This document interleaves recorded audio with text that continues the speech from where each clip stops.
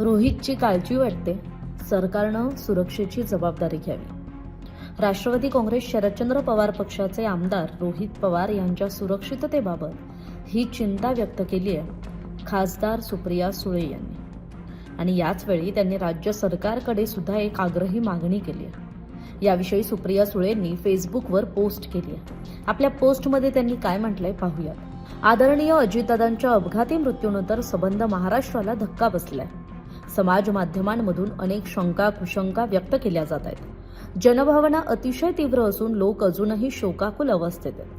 या पार्श्वभूमीवर आमदार रोहित पवार हे अतिशय अभ्यासपूर्ण पद्धतीने काही मुद्दे, तथ्य, शंका उपस्थित करतायत. त्यांची उत्तरं जनतेला मिळालीच पाहिजेत. ही उत्तरं मिळण्यासाठी यंत्रणेकडून उशीर लागत असेल तर अस्वस्थता आणखी वाढेल. ती वाढू नये यासाठी या घटनेतील सत्य लोकांसमोर पारदर्शक पद्धतीने पुढे येणं अतिशय गरजेचं आहे.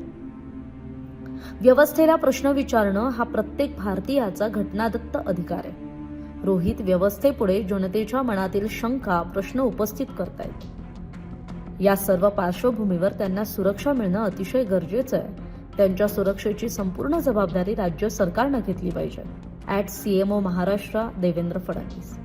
तर मुख्यमंत्री कार्यालय आणि देवेंद्र फडणवीसांच्या अकाउंटला टॅग करत सुप्रिया सुळेंनी ही पोस्ट टाकली आहे. त्यामुळे आता त्यांच्या मागणीचा विचार मुख्यमंत्री आणि गृहमंत्री देवेंद्र फडणवीस करणार का? याविषयी ते काय निर्णय घेत आहेत, ते काय प्रतिक्रिया देत आहेत, हे पाहणं महत्त्वाचं असणार आहे.